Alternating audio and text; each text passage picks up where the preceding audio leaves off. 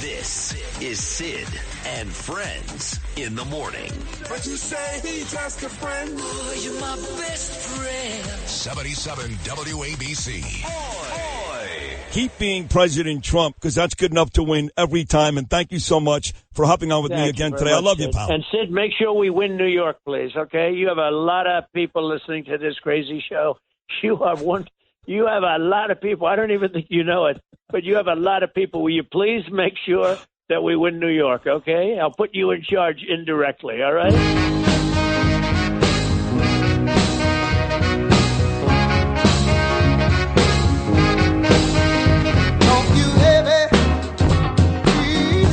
That was the marching orders from the boss himself on this show less than 2 weeks ago, President Trump. Sid, get me New York. He originally put Lee Zeldin in charge of that, but I guess he realizes that I speak to millions of New Yorkers 4 hours a day, and that's a lot of power. So, but I think I'm doing good because I keep seeing these polls that have President Trump tightening the race here in New York. I saw a poll last week where Jewish voters are now voting for Trump over Harris. That's a miracle. 50-49 here in New York. So President Trump, I hope, is happy. I know his son. I love this guy. This is one of the great couples. I mean this in American political history. Eric and Laura Trump. Two spectacular people. And here he is making his return to Sid and Friends in the morning. President Trump's son, my friend Eric Trump. Eric, good morning, buddy. How are you? Hey, Sid. You know, it's very refreshing. I don't hear that too often from the media, right? I go on CNN, I go on MSNBC. I don't exactly hear them say, "Oh, look, here's a guy I absolutely love. Here's a guy I adore." So it's beautiful to hear that. This is music to my ears, Sid. Well, and I'm being very sincere. You know that. Other people will say it on the Republican channels, but I really, really mean it. You guys are just a great couple and a terrific family. And I was watching J.D. Vance yesterday. And I thought J.D. did a really good job, Eric. I really did. And he's on CNN with Dana Bash, who's bashing him. And then he's on ABC with Jonathan Karl, who's bashing him. And I thought he stood up very, very well. But you just talked about it. You go on these other networks. They don't love you. They don't love J.D. Vance. They can't stand your father. But you guys do it. I don't remember the last time I saw Kamala Harris, for example, on Fox News. Do you? Well, it seems like that's their strategy. I mean, I thought the state originally was only, Biden, that they would, hide in the basement, right? I mean, in 2020, we spoke about that every single day. The guy just never came out. He never appeared. He was never present. You never heard from him. And they did that for obvious reasons. And I think, based on why he dropped out of the race, I think we all kind of figured out why they did that. I think what's shocking is they're doing the exact same thing with her, right? Who, shouldn't have the same reasons that he does. There's no question that there's some kind of cognitive decline there. And hey, well, you and I will both get there. We'll all get there. It's a very sad thing. But, they're doing the exact same thing to her. And now they're doing the exact same thing to, Tim, who's, it's the same thing. They don't want him out in front of the camera. They don't want her out in front of the camera. They don't want them answering tough questions. It's amazing, Sid. She comes out. She goes, day one, my first priority is going to be lowering prices. I'm sitting there saying, where the hell have you been? Right, where right, have you been as right. every single American in this country struggles? Yep. I'm going to focus on the border. You should have been focused on the border 4 years ago, 3.5 years ago when, Biden made you the border czar, but you weren't. Like, where are you with AI policy? Where are you with anything? It's really incredible. And then, 2 days ago, I get to hear her come out. She said, we are going to do no tax on tips. I go, oh my God, they're plagiarizing my father every single day. They're plagiarizing him, guys. I'm all for a fair race, but you're literally just copying his policies. It's unbelievable. And by the way, policies that you haven't done a damn thing about in 4 years. This country's suffering. Everybody's struggling. People can't afford their lives. People can't afford to live. Food has literally doubled in cost. Gas has tripled what it was under my father. Everything is going to hell. We're not respected. You mentioned Israel before. Israel is totally under siege. Our country has real problems right now, real problems. And I love how they come out. Yes, day one, I'm going to fix it. It's where have you been? You people have been asleep at the wheel as the world and our country has turned to hell. And it's we've got some pretty dark days ahead of us from an economic standpoint. I'm in that world every single day, and it's scary to see what's coming. Well, let's go there because there was one day last week, your father kept saying, hey, with Harris, the market's going to crash. And one day last week, Eric, the market lost 1,000 points. Now, again, that's not necessarily an indicator. I admit it, the Dow Jones of how the guy's doing on Main Street, but it's never good. It's never good when the market loses 1,000 points in one day. And the last report on the jobs market was pitiful, Eric. It was pathetic. So the R word keeps popping up. Sid, I can geek out on this all day long, right? But, I'm glad you brought up the jobs report, right? Every jobs report has been just fake. And the reason it's been fake is if you actually dig into the jobs report numbers, about 40% of all people that have been hired in this country over the last 3.5 years have been, public sector, right? And when I say public sector, federal government or state and local government. What's the problem with that, right? Those aren't taxpayers. Those aren't people that are contributing their roles. In fact, those are the people that, the government's paying additional money to. And that's a real problem when, almost half of all job growth, as pitiful as it's been, and it's been pitiful, almost all of job growth or half of job growth is literally, federal government. We want a smaller government. We don't want a larger government, right? We want more people paying into a system. We don't want the people that are paying into the system to have a bigger share because there's more people in there. And it's a real problem. So they do that to try and goose their numbers.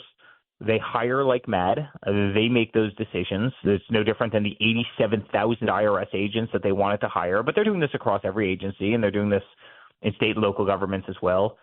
It's a very, very dangerous thing for this country. They're just effectively bloating our country in order to improve their job report numbers, and it's a problem. But one more thing, just kind of broader economy. Tune out. I haven't spoken to a single person who runs a small business. I haven't spoken to a single person who works in a business literally in 6 months who hasn't come out and said this is the worst times that they've seen in 15 years in our country. And I'm talking about contractors, construction workers, small business owners. These are people that are getting crammed down in ways that they could have never imagined, can't make payroll in so many cases, are literally taking out HELOCs on their homes in order to try and support their businesses through these down times. And they all universally say, we've never seen it like this before, and that's got to be a pretty big indicator of something to come. And to me, it's awfully scary. That's very scary. This is Eric Trump joining us here on this Monday morning. So lucky to have him. Eric, talking about this administration. So Biden begs out. He admitted yesterday somewhere, I don't know, they're the House Democrats and the Congress people, they wanted him out, so I got out. So they just put Harris in. They just put her in. There was nothing democratic about that process. And then I heard your father say yesterday, we spent like $100 million going up against Joe Biden. We're not getting that money back. So in very undemocratic fashion, they just put her in. She's raising money like money's running out tomorrow. And your dad spent all this money against this other guy who's not even running. This is ridiculous what they've done, the Democrats. Yeah, I know. And you know what? I kind of saw a lot of this coming, and I've always said, run against their policies. Let's not run against them. Let's run against their policies, right? You've got hysteria breaking out all over the world. You've got, all the problems that we just talked about from an economic standpoint. And by the way, a ton more. People can't afford life. Think about young people in this country right now, right? They come out, they don't have any assets. They come into an environment where houses are totally unaffordable because of inflation, right? The replacement cost of those houses has gone up by, 100% over the last 5 years based on, 4 years based on the rampant inflation that this guy's had. So now you have, a house that's double the cost and you have 7% interest rates, right? Young people don't have a chance. No. They don't have a chance to buy a house and, start a family, especially in a tough jobs market. The Middle East is a total hornet's nest. Everything's wrong. We're focused on all the wrong. I always say, Sid, we've got a big hole in the roof of this country, and that's economic. That's from, kind of perception standpoint around the world.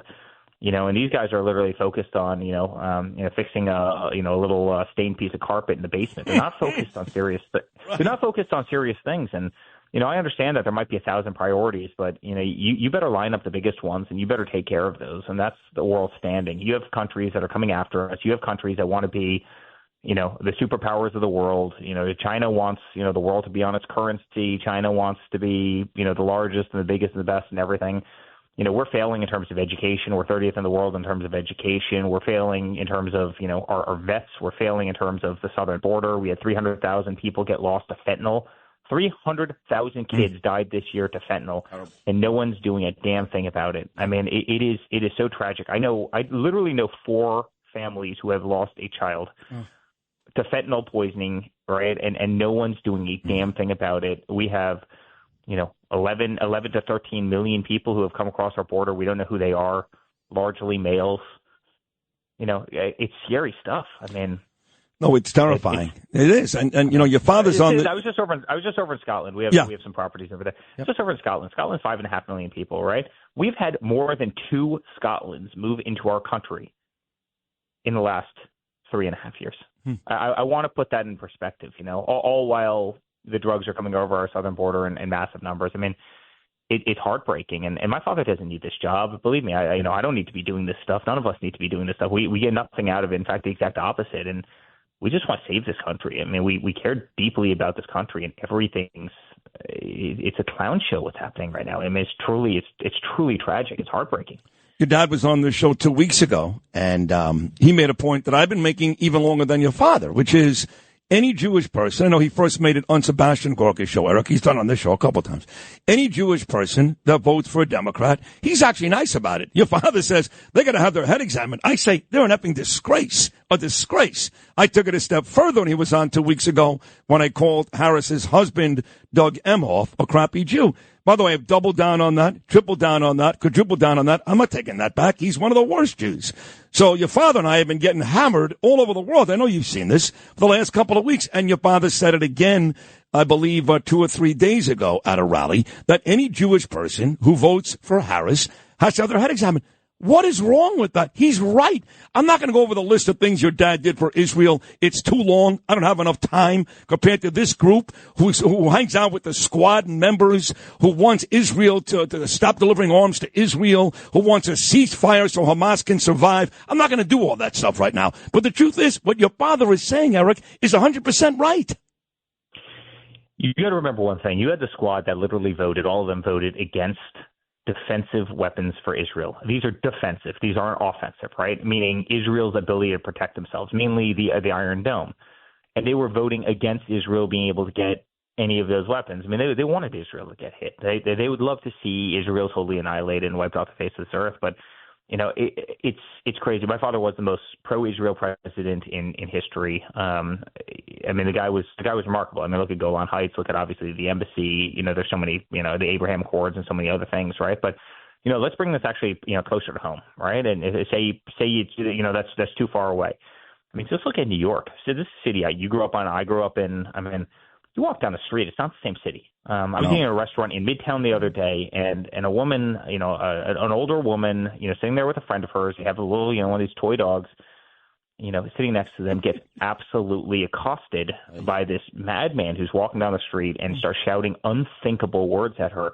And I'm sitting there, I'm saying, I'm about to dive out this window and have to tackle this guy because, this old woman's about to get punched. I mean, it was one of these things. I'm like, I just cannot believe this is happening in the greatest city in the world. And so let's just forget about farther away from home. I mean, let's talk about at home. I mean, the bail reform, the weaponization of government, these DAs and AGs that don't do a damn thing other than prosecute Trump while they let these cities rot.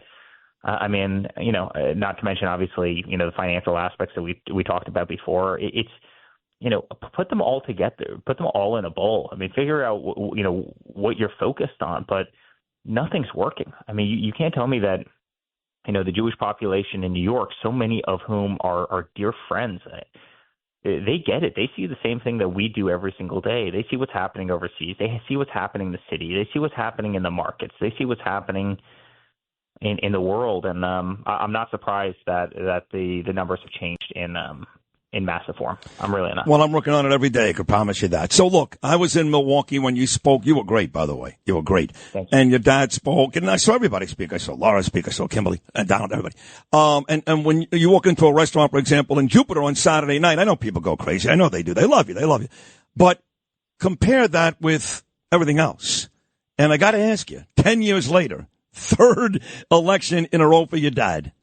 Are you exhausted? Are you tired? Is it still fun? We don't have the tired gene. We don't.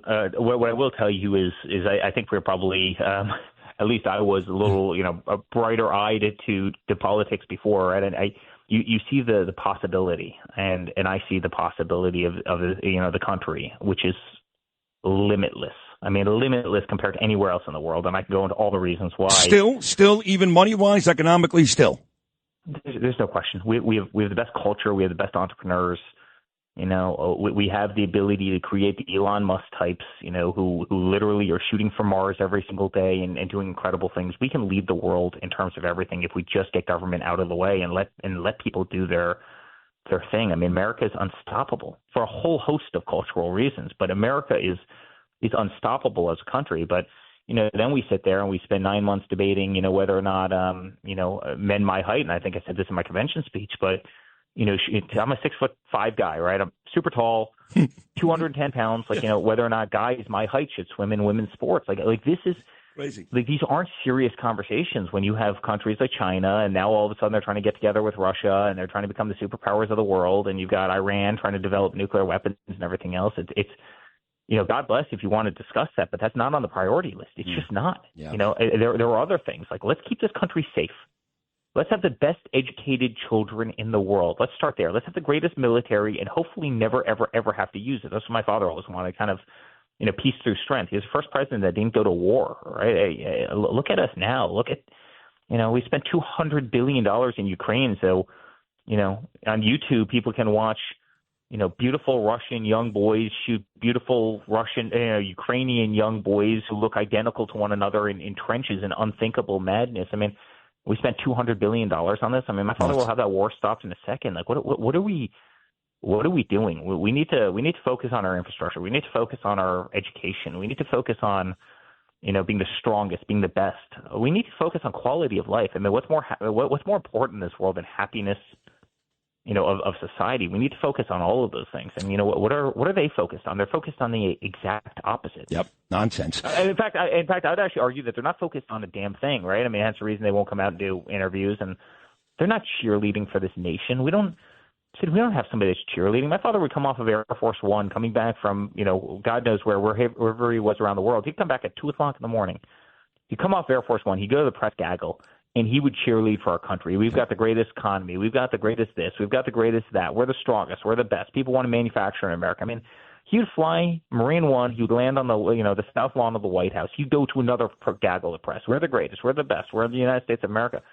We don't have that winning attitude anymore. I'm not even sure if we have an attitude anymore. We just have people who are just complacent and you know, don't work. I mean, it's man. I mean, we need the Super Bowl winning coach back. We do. You know, we need that mentality back, and we sure as hell don't have it right now. So finally, on the way out, another amazing appearance. Amazing, Eric. By the way, Elon Musk and your father tonight. You mentioned Elon Musk. That's going to be great later on tonight. Musk and Trump. Musk will interview Donald. So I was talking about my father earlier in this program, Eric. My father died in July of 2020, and we were very, very close. I worked for my father like you've done your whole life. He was my Little League football coach, best friends, and not a day goes by. I'm sorry.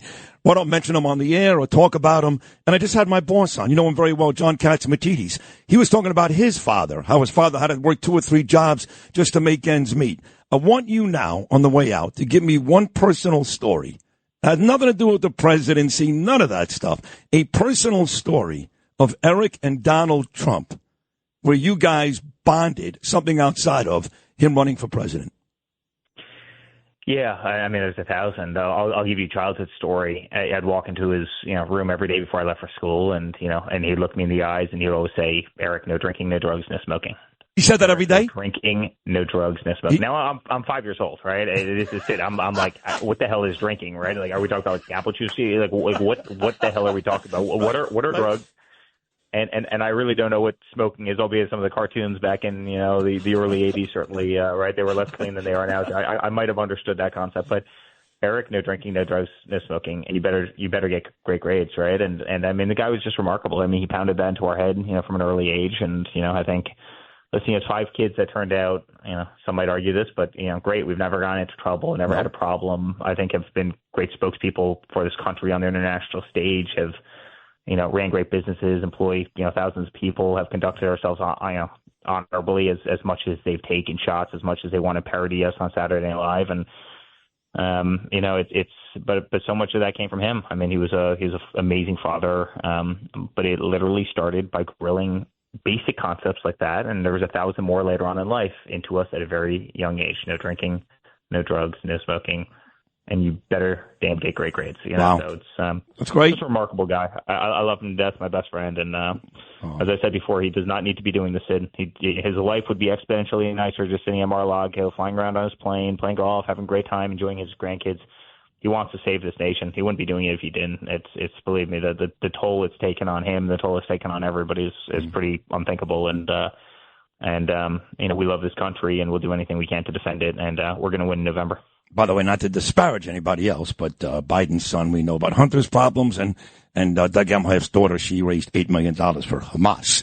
Not exactly what you kids have done. You're a wonderful, wonderful guy. I love you. I really do. You and your wife and all your brothers and sisters. The country loves you. We love you, too. And we are going to win. We're going to win because we have to. Listen to this show. It's the best. You do such an unbelievable job. So we love thank you, Eric. I love you, too. Thank you, pal. Have a great day, okay?